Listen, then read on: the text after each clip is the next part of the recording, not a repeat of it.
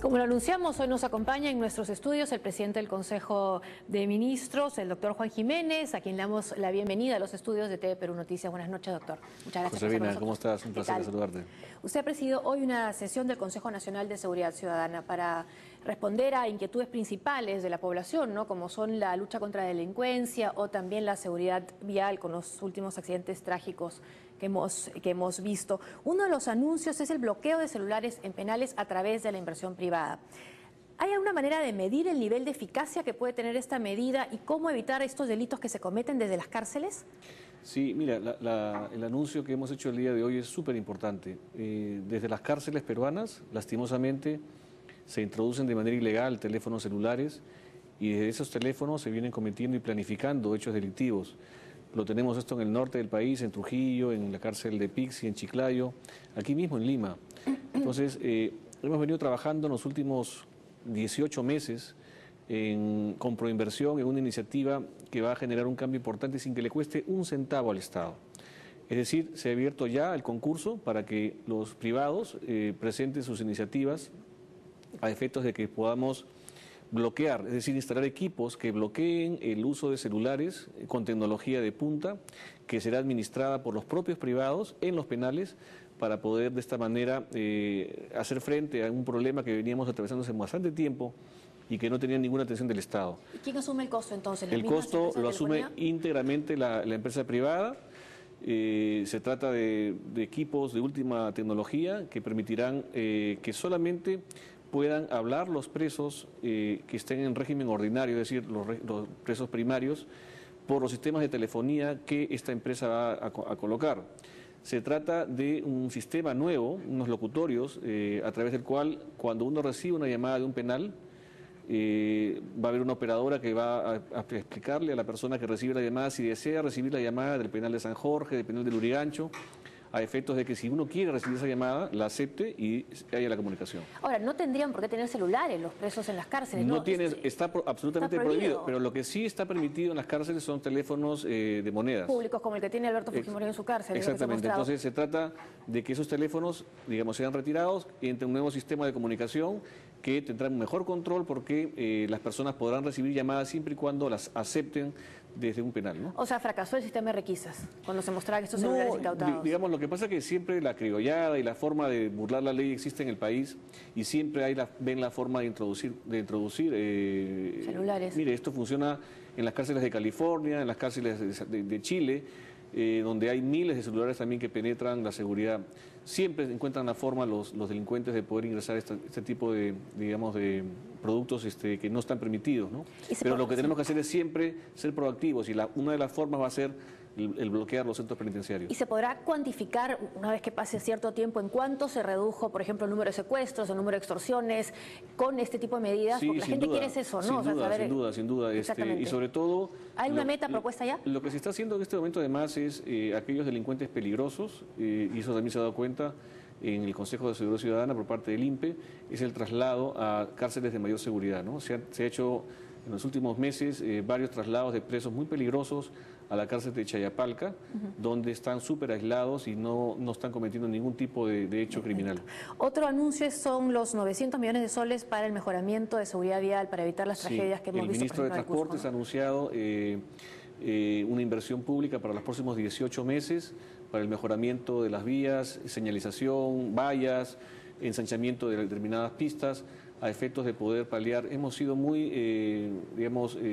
se ha dado cuenta el día de hoy, lastimosamente, cómo está la siniestralidad en materia de accidentes de tránsito, el último en Cusco, que generó más de 50 personas fallecidas, lamentablemente, y tenemos que tomar acciones, ¿no? Y lo que se ha hecho también es que los gobiernos locales, las municipalidades provinciales, informen, porque el 70% de municipios no están reportando al Ministerio de Transportes las multas de tránsito, lo cual está generando que el sistema de puntaje que tenemos en el Perú para efectos de cancelar o suspender las licencias de conducir, los brevetes, no está funcionando. Entonces hemos señalado el día de hoy y vamos a emitir una relación de aquellas municipalidades que no están cumpliendo para que el Ministerio Público investigue, si estamos acá hablando del delito de omisión de deberes de función para que se sancionen a los alcaldes provinciales que no están cumpliendo con la ley. Ahora, durante el gobierno anterior se lanzó tolerancia cero, no funcionó por los resultados que estamos viendo. ¿Por qué cree que esta vez con ese tipo de medidas sí se puede frenar de alguna manera las muertes en las carreteras? Porque, digamos, tenemos que trabajar, no podemos estar cruzados de brazos y necesitamos en este caso que haya una mejor señalización, que haya una mejor responsabilidad de las autoridades que lastimosamente no están comprendiendo que el problema del transporte es un problema compartido entre el gobierno regional, los gobiernos municipales y el gobierno central, y tenemos que trabajar todos unidos en poder mejorar esto, porque lastimosamente ha habido mucha dejadez en este tema y creo que ha llegado el momento de accionar y de verdad hacerlo. Hace poco hemos sacado una ley también que establece que las multas de tránsito tienen que pagarse de manera efectiva. Había una norma que establecía que si uno presentaba una demanda judicial ante el Poder Judicial, esta multa quedaba sin efecto.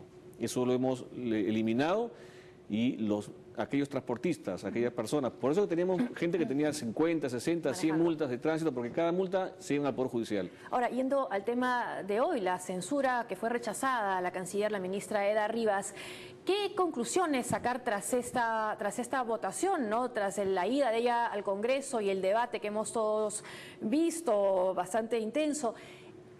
¿Fue un error de comunicación?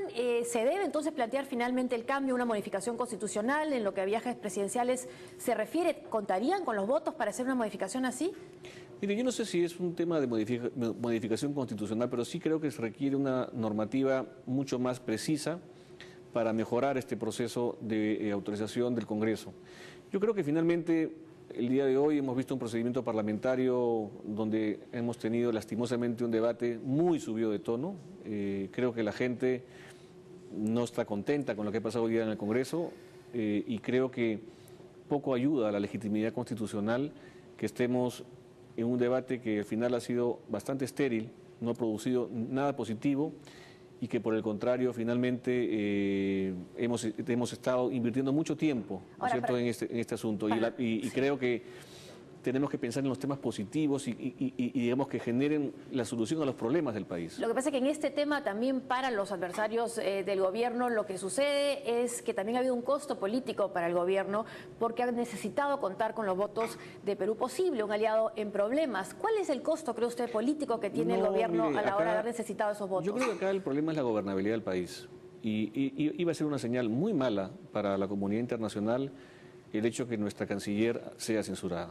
Y creo que ese es el punto en donde la oposición que ha buscado la interpelación y luego la censura no ha tenido la medición adecuada de los efectos de que esto podía tener para el país.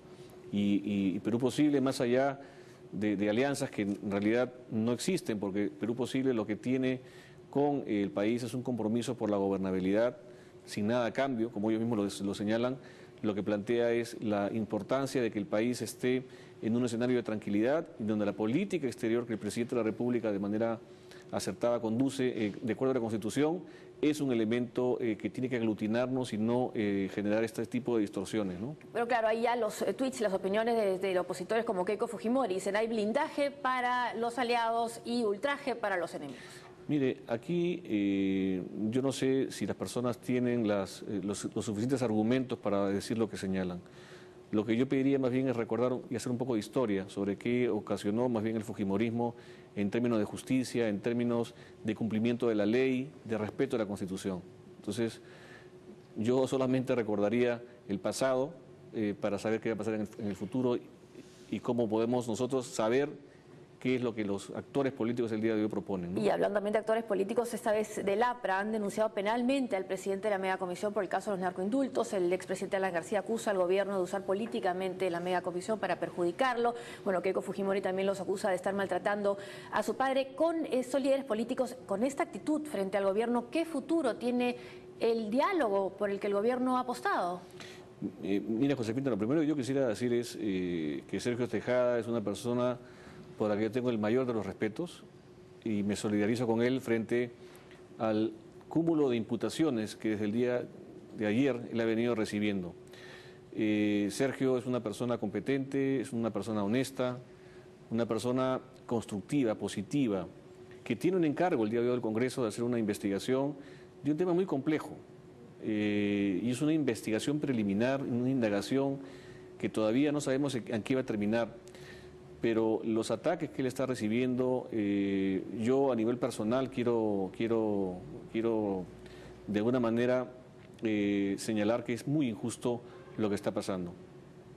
Creo que el trabajo de Sergio es un trabajo muy profesional y espero que estas imputaciones de una persona que veo que ahora, luego de haber hecho una declaración que ni siquiera entiendo, por lo que ha dicho el propio Sergio Tejada, se tomó en cuenta como un testimonio, sino básicamente como una referencia, el día de hoy cambia de versión, ¿no? Esto ya no es la primera vez que sucede que personas cambien de versión, ojalá que no, como él mismo ha dicho, esto no se trata de una presión indebida, pero generalmente hay que decir que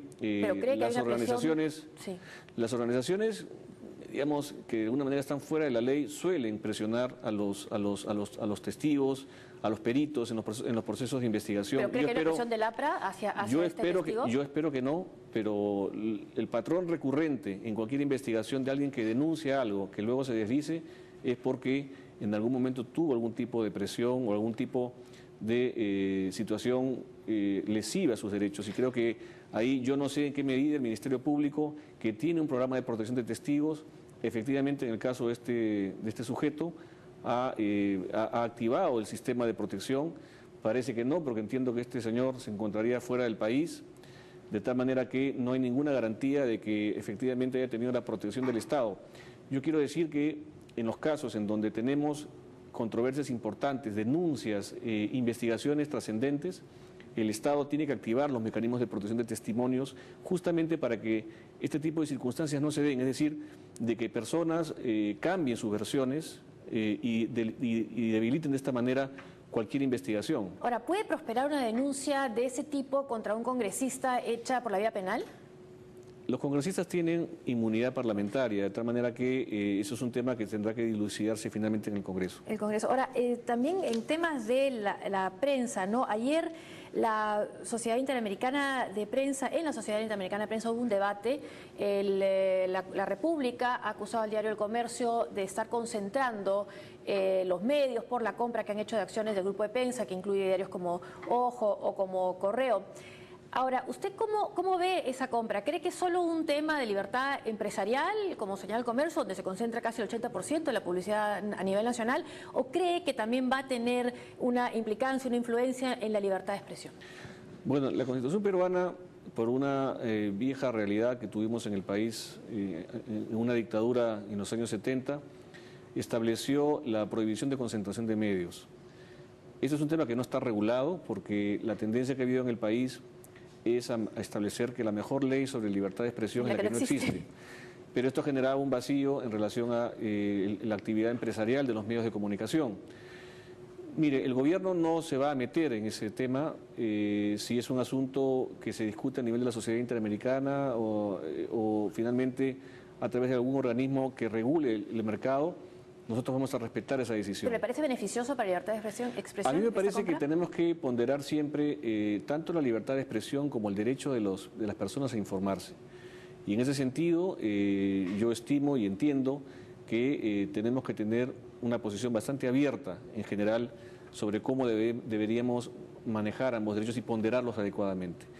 Y yo quisiera que la autorregulación, el autocontrol que tienen los medios, el Consejo de la Prensa Peruana, la Sociedad de Radio y Televisión, en fin, puedan adecuadamente regular el sistema y verificar si efectivamente estamos o no en un terreno en donde estamos justamente respetando tanto la libertad de expresión como el derecho de los ciudadanos a informarse. ¿Pero es una buena noticia para lo que es el acceso a la información? Mire, yo no quisiera adelantar ninguna posición porque soy una persona que, digamos, respeto muchísimo la libertad de expresión. Yo he colaborado por muchos años con el Consejo de la Prensa, de tal manera que soy un ferviente creyente de las libertades. No obstante eso, creo que es un tema a debatirse. Me parece bien que los propios medios estén en este escenario de debates. y creo que eso le va a hacer bien al país. Hablando de debate sobre los medios, precisamente acá en Canal 7, ¿no será el momento también de plantear quizás el ir hacia una televisión pública? O sea, el Canal 7 ya no sea parte de la estructura del Estado, sino ir hacia más Televisión Nacional de Chile o TV Española. Qué bueno que lo preguntas. Justamente estamos trabajando, cuando Canal 7 pasó del Ministerio de Cultura a la Presidencia del Consejo de Ministros, justamente se planteó la necesidad de avanzar sobre una iniciativa de televisión pública. Estamos trabajando en este momento a marcha forzada, rápidamente, para poder tener efectivamente un proyecto de ley de radiodifusión pública. Creo que es importante, y de alguna manera lo tenemos hoy día, el día de hoy, porque Canal 7 viene trabajando de manera plural, independiente. Pero garantizar ese pluralismo a través de los gobiernos, ¿no? Sin duda alguna, eso sería bueno, que lo que se está haciendo ahora permanezca siempre. Así es, una política de Estado. Y ustedes saben perfectamente que tienen toda la libertad aquí, se maneja la información de una manera absolutamente independiente. ¿Pero se verá el cambio en ese gobierno, cree usted? Bueno, nosotros que somos fervientes creyentes de la libertad de expresión, apostamos por eso y estamos trabajando en el proyecto de radiodifusión pública que está pendiente en el Perú. Antes de terminar, ya una noticia que ha aparecido hoy día, una comisión de la Unión Europea ha aprobado esta exención de visa de turismo para los peruanos y colombianos. ¿Cuántos pasos faltan para que finalmente pueda ser una realidad que viajemos los peruanos hacia Europa sin esta visa? Bueno, esto tiene que pasar por la Comisión Europea, es una decisión corporativa. Nosotros aspiramos que esa decisión se dé. Creo que es importante los pasos que ha venido dando el gobierno del presidente Humala en esta tarea.